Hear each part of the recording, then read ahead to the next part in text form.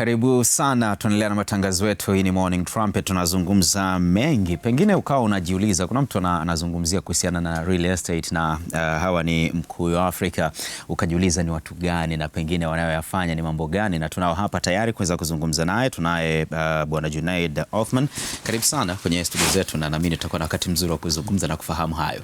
Ndio, asante. Nashukuru. Mtu akisikia Mkuyu Africa ni nini hasa kinamaanishwa? Ni nini hiki? Mkuyu Africa ni kampuni, tunadili na masuala ya real estate. Tuna miradi yetu tunajenga. Mwanzoni tulikuwa tunajenga kwa sababu ya rental business, ila sasa hivi tumeanza kuwapa fursa na watu wengine waweze kunufaika kuendana na ile rental business. Maanake sisi tunauza, afu wao wananunua, wana rent wao. Kwa hiyo tume open hiyo doors ya watu kuweza kuingia kwenye rental business ya property kwa kutumia mfumo wa kuuza apartments na maduka na vitu kama hivyo. Wewe ni CEO wa Mkuyu Africa. Ndio. Tunazungumza haya wakati tukiwa kwenye msimu wa Sabasaba, kipindi ambacho wakati mwingine kwenye biashara kunakuwa na ofa mbalimbali. Kuna ofa yote ambayo mnayo hichi kipindi cha Sabasaba Mkuyu Africa? Kwa sasa hivi tuna pale Sabasaba, mtu ukienda pale tunaweza tukatoa ofa ya between 10 to 15% off. Yani kwa mfano kuna bei yetu ya kawaida ya apartment ni milioni bei yetu ya kawaida ya apartment ni milioni 250, ila kwa sasa hivi kutokana na ofa ya Sabasaba ukitoa hiyo 15% inakuwa around 210 million hivi approximately. So kuna big off. Kwa hiyo if you can take that opportunity, alafu unajua uzuri wa masuala yetu sisi, manake hutakiwi ulipe yote pamoja.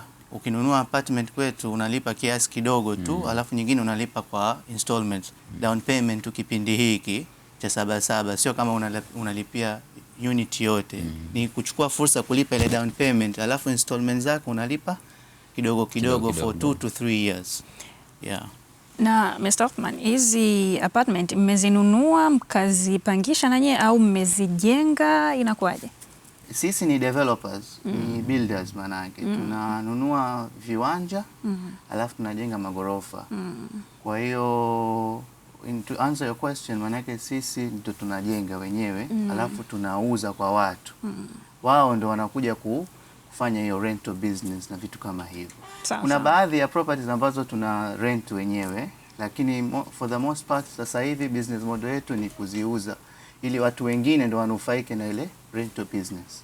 Na ni Tanzania based au mpo mataifa mengine au mna mpango wa kuenea kwingine? Kwa sisi kampuni yetu tuko based in Tanzania, real estate development. Huenda tuka expand other countries in East Africa. However, tuko in partnership na makampuni mengine ikiwemo Damac. Damac ni kampuni ya Dubai. Sisi tuko nao kwa muda mrefu tangia 2019, ila sasa hivi wameamua kuingia full scale in Tanzania. Manake wametupa fursa nyingi kwa Watanzania ambazo mwanzo hazikuwepo. Kwa mfano kuna masuala ya kutoa ticket free of charge kwa mwekezaji yoyote. Wanatoa ticket, wanatoa accommodation. Yani kama wewe una interest ya kuwekeza in Damac, manake wanakusponsor uende free of charge ukakae Dubai uangalie property zao.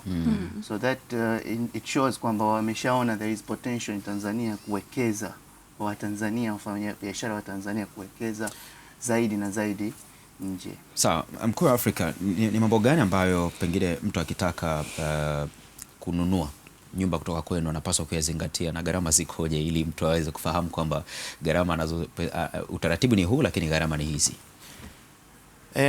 Kwanza unajua kitu muhimu watu wengi ambao hawafahamu is unavonunua apartment duka, utaratibu wake is similar kununua kiwanja. Maana mwisho wa siku you get title deed kutoka wizarani. The same way una kiwanja. Mtu anafikiria sasa mimi nikinunua apartment kwenye kiwanja cha mtu mwingine manake sitakuwa na umiliki, lakini hiyo ni bado ile knowledge haija spread vizuri.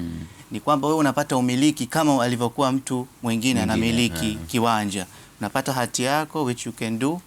Na sisi utaratibu wetu kwa documentation, manake mtu akimaliza malipo ndio huwa tunamkabidhi hati, lakini malipo yake anafanya kwa kidogo kidogo. analipa down payment, alafu analipa kidogo, akimaliza anapewa hati yake. Ile hati inakuwa similar to hati ya ku own kiwanja. Yes. Ili la Dubai umetoka kulizungumza punde hapa na amekuwa mkizungumza mara kwa mara mkuu wa Afrika, pengine eneo la uwekezaji unaweza ukaliweka sawa sawa. Mtu anataka kufikiria, mtu anataka kupata fedha yake akawekeze eneo kama lile la Dubai. Ni taratibu gani mnaweza mkampitisha, sehemu gani, ni vitu gani vya muhimu kuzingatia ambavyo akiwafuata nyie inakuwa rahisi zaidi kuwekeza katika maeneo kama hayo ambako mtu yeyote hata kama akiwa Victoria pale akipata fedha yake anatamani siku moja awekeze eneo kama lile la Dubai? Yani sisi huku tumeshapewa tools zote na Damac. Maanake in short kwa Tanzania sisi ndo Damac. Kwa hiyo ukija kwetu tutakuonyesha miradi yote iliyokuwepo. Of course tuna miradi yetu, lakini miradi yao tumeingiza kwenye portfolio yetu. Kwa hiyo tutakuonyesha miradi yote iliyokuwepo, alafu wewe ndo utachagua. Kitu kikubwa cha kuzingatia when it comes to Dubai ni zile benefits. Unapata ukiinvest in Dubai unapata benefits, kile unachonufaika nacho. Kwanza unapata golden visa, you and your family. Ukiinvest manake you can go Dubai, and with golden visa unaweza ukaenda nchi zingine pia visa free. Ziko nchi ambazo unaenda visa free ukiwa na golden visa ya Dubai. On top of golden visa ile capital yako ambayo una invest Dubai inakuwa very secure. Unaona, kwa sababu those are highly developed countries. Kwa hiyo capital yako ile inakuwa high trickle down na ina grow. Appreciation is very high. Na rentals pia kule sio kama huku umempangisha mtu nini kidogo mwanze kuonana, yani you don't meet your ukutani na mwenye nyumba. Masuala mwenye nyumba there is more aligned. Of course na huku we are going more advanced, lakini they are already advanced, kwamba ukiwa na rental property wewe unawakabidhi watu, wewe unasubiri kupokea tu kodi yako at the end of terms, ama 3 months or 6 months, everything is handled by them. Umekuwa ukizungumzia ushirikiano wenu na Damac Properties hapa, nataka tukujue kwamba inawasaidia vipi wa Tanzania, yani haya mashirikiano yenu ama ushirikiano wenu ambao upo unawasaidia vipi wa Tanzania? Okay, first of all, in a practical way, like right now there is a campaign going on ambao wao ndo wamefund ya kufanya hiyo ya kuingiza. Nimesema sisi tumefanya nao kazi miaka mingi, lakini sasa hivi they have decided to go full scale. Kwa ile campaign inaingiza fund huko ambayo inaenda kuajiri watu wengi kama subcontractors wamechukua kazi ambao ni wa Tanzania wengi sana ya. Lakini pia hawa wanaouza, sababu we have a big team ambao wana deal na selling of this na wao wako specialized. Lakini pia kuna kitu kimoja very critical ambao wao indirectly wana push ni swala la madalali, brokers. Kwamba kutokana na they need brokers to wauze. Na sisi ndo tuna chama chetu tumekianzisha chama cha madalali Tanzania. Ambacho ni rasmi kabisa. Ni rasmi kabisa, yes. Tulikilaunch pale Hyatt. Ni chama ambacho wao wana vested interest, kwa sababu madalali ndio huwa wanauza property.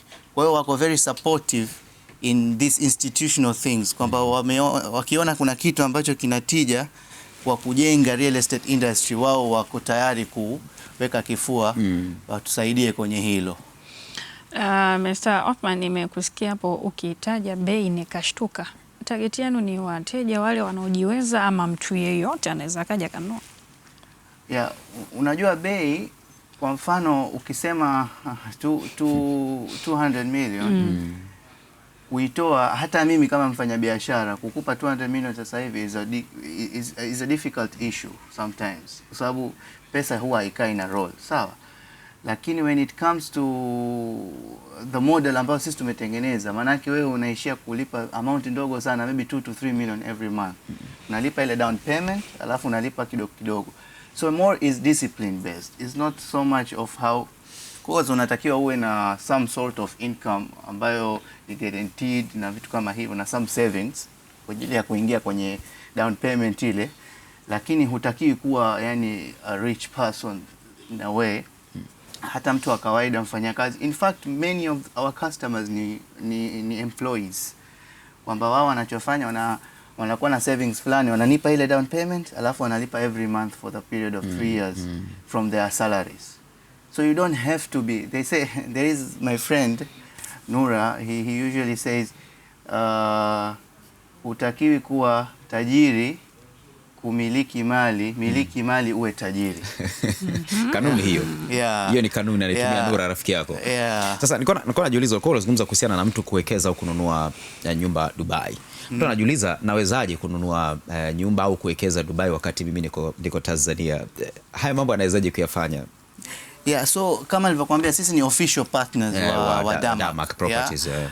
Yeah, so they have handled us all the resources ambazo tunaweza kumsaidia mtu kumtake step to step hadi pale ambapo atapata umiliki wake kule. Of course kama mtu anakuwa interested kuenda, kama nilivyokuambia, anaweza aka opt kuenda mwenyewe direct kule, na hiyo pia itakuwa funded na wao wenyewe Damac, kwamba atapatiwa ticket, atapatiwa accommodation kule, ataenda kuangalia hizo properties, akisha kuangalia akiwa, so that is there. Lakini kama yeye anataka aifanye kwa kuwa hapa Tanzania pia inawezekana. At the end of the day yeye mwisho wa siku atakabidhiwa ile unit yake through documents, na atakuwa anapata ile income yake through wale sub agents ambao wanafanya everything including contracts na vitu kama hivyo. Mwitikio wa watu kuwekeza kwenye mradi kama huu kwa sasa hivi ukoje, na pengine nguvu ambayo umeiweka na hasa ofa ya Sabasaba hii mnategemea kitu gani? Watu sasa hivi unajua, I think this is one of the best economies for Tanzania. Now I think for the most part we have the president Mama Samia to thank. Yeye kafungua milango mingi ya uwekezaji. Sasa hivi people are positive, they are optimistic, they have savings. So we know, because we are dealing with a lot of people and they have savings right now, unlike any other time. Na they have capacity to pay. Na watu wanawekeza, na unajua mtu akiwekeza mmoja, manake ile uwekezaji lazima inatakiwa business, manake si watu lazima waajiriwe. So the one thing inazalisha 10 things. So kwa maana ajira, watu wanapata ajira. Yeah, and it's mostly because of the leadership. Unajua for example the president herself, yeye ni economist, yani amesomea mambo ya economics. Kwa hiyo she understands hizi what drives the economy in a way, and we have all those suitable things right now ambazo zinasaidia ku drive the economy. Kuna hawa watu walikuuliza hapa Victoria kuhusiana na watu wana huo mtazamo kwamba kuwekeza Dubai hii ni kwa matajiri peke yake, ambao wamewekeza mpaka hivi sasa.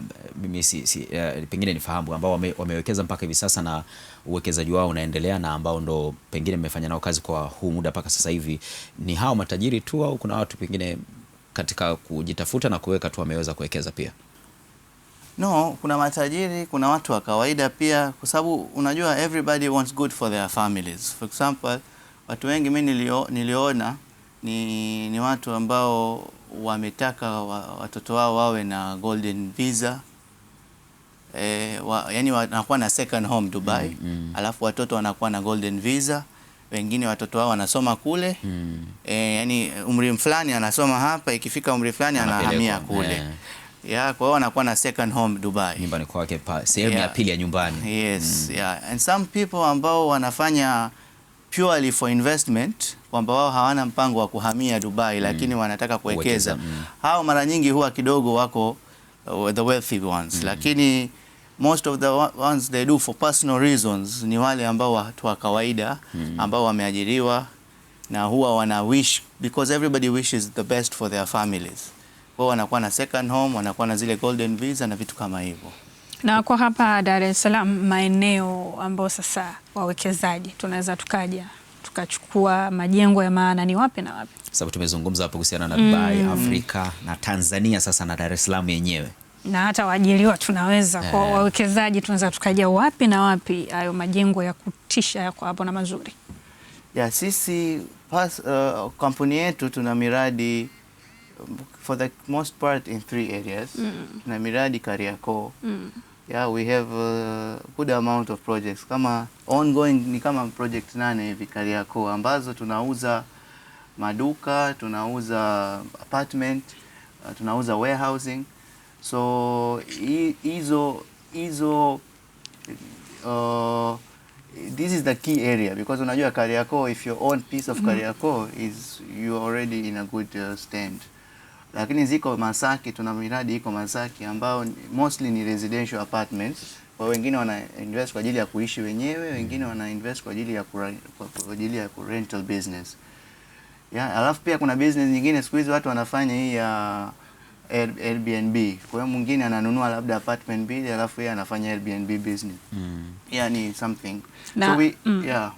Iki kipindi cha sikukuu kuna ofa umeziainisha hapo. Dio. Hakuna ofa ikitokea umeletewa mteja. Hakuna chochote kitu kwa mtu aliyekutafutia mteja. Sababu mtu anaweza kaona akaichukua kama fursa hii akaanza kuitumia. Ndio maana tumeanzisha kile chama cha madalali kwamba unatakiwa uwe registered as a broker with us kwenye chama chetu, lakini pia hata kama huna nia ya kufanya kazi kwetu unaweza ukawa registered as a broker.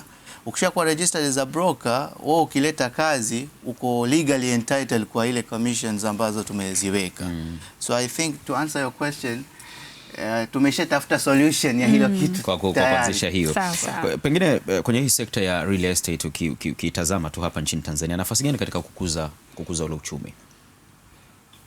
Unajua real estate is a big driving force kwa sababu ina elements nyingi. Kwanza ni ile growth. Unajua most of economies they measure their growth kulingana na construction inayoendelea. Na construction ikipungua mtu anasema hapa bana vitu havi. Kwa sababu kwanza ni physical element yake kwamba mtu anaona majengo yanapanda. Umeona Kwa hiyo ni physical element ya kuonyesha growth ipo. Lakini inaleta opportunities nyingi kwa sababu mimi mfano one building we constructed in Kariakoo, ile building inakuwa na 30 shops. 30 shops manake ni 30 businesses with at least each business 5 employees. So 30 times 5 is 150 employment just for the ground floor. Acha juu kule japandisha. So if you look at the volume of the job creation that is coming through investment of property, I don't think there is any other industry in similar. Kwa namna ambavyo sasa fursa imechangamkiwa kwenye hizo real estate ni bado nafasi zipo naamini za kuchangamkia fursa katika kukuza uchumi, kuwekeza. Nini ambacho unazungumza na mtu pengine anayekutazama sasa hivi kuhusu uwekezaji kwenye eneo hilo ambalo umesema lina uchumi mkubwa akiwekeza? Mimi naona real estate kuna growth kubwa kwa sababu I was in a flight yesterday actually. Nilikuwa nitoka Dubai narudi. So kwenye plane unajua ukikaribia kushuka unaona zile plots so I could see the plots. Kuna very few ambazo ziko developed so far. A lot of plots are still available for people to invest in. So probably we will invest, probably other people will invest. So in those investment there is value creation. Kwa mfano in real estate hata sisi kwetu kwa mfano hiyo apartment tunayosema 200 million hiyo ni project pricing. The actual value ambayo wewe unaweza ukaipata kwenye market is around 300 million. So if you invest 200 manake wewe unakuja kupata value ya 300. So it's similar in every other part ya real estate. Kwamba kwanza unapata growth kwenye ile capital ambayo unawekeza. Kwamba ukiwekeza milioni 10 you are getting a value of 15 million. Alafu pia baadaye unakuja kupata income from that investment. So lakini you have to understand it. Yani there is a bit of understanding to it. Lakini there is a big potential for sure. Othman, si peke yenu mnafanya biashara ya real estate. Wako wengi. Mnajitofautishaje kiasi kwamba mtu akija kwenu hatoki? Ukisikia mkuu wa Afrika usema hapa ndio nifanye nao kazi so hao au huyu. Upekee wenu. Okay, since we have good relationships with a lot of core sector. Kwanza we have control over the full process of the production, manake the construction. We have a company for contracting. We have subcontractors, lakini sisi wenyewe ni contractors. Kwa hiyo our cost to build ni much lower compared to developer mwingine ambaye anatumia external contractors. Lakini pia kwenye selling part sisi tuna chama chetu wenyewe cha brokers ambao pia wao huwa wanajua wanaleta kitu, kama wanatuletea wateja manake wanaleta kitu kwenye ofisi yao. Yeah, so we are but then the quality that we are building, because we are our designers wengi ni Turkish, na we have a joint venture with a Turkish firm ambao kwa maana Uturuki, yes. So all our interiors na exteriors zinafanyika kule, so we are doing it a very high end finishing kutokana na hizo mashirikiano. Yes. Sawa, tumezungumza hapa na umezungumza kuhusiana na chama cha madalali ambacho mmekirasimisha na kuundwa rasmi kama chama. Pengine hili jambo limefanikiwa kwa kiwango gani mpaka hivi sasa tangu kuundwa na chama kipo, shughuli zinavyofanyika mpaka sasa, mafanikio yakoje? Yeah, so unajua hii ina historia kidogo. Chama kuna wakati serikali ilikuwa inataka kurasimisha madalali kama I think 7-8 years ago hivi, some time ago.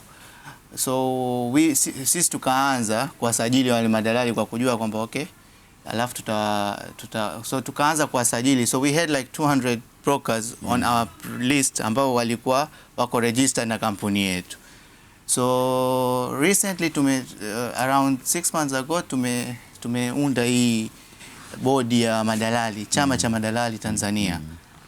From that we have already registered around 1,000 plus people ambao ni brokers professional, na huwa hatumchukui tu mtu yoyote, tunamwangalia huyu background yake, kwa sababu ukisha kusubmit application inakuwa mpaka ipitie process ya vetting kwa board members wale wa vet, ikiwemo kwenye board members kuna madalali pia wanaowafahamu hao madalali. So right now bado ni process ambayo tunaicontrol, kwa sababu hatutaki problems kwa upande wa delivery. Hapa tunataka mtu akiwa broker basi awe ni professional broker, kama ilivyokuwa chama cha mawakili. Yani what I always tell people ni mawakili na brokers, they are similar, they are one. Broker ni professional ambaye anadeal na legal issues, lawyer ni professional anadeal na legal issues, broker ni professional anadeal na real estate issues. So these are same people, lakini huku kwetu kwa sababu ya urasimishaji bado broker hajafikia level ya kuwa respected as a lawyer. But I believe in few years we will reach there, na through this chama cha madalali. Mkuyu wa Afrika mnapatikana kwenye mitandao ya kijamii? Ndiyo. Ama mawasiliano yenu ni yapi ili watu wawapate? Sababu tumezungumza biashara, kuna mtu anavutiwa na hajui anawapata vipi?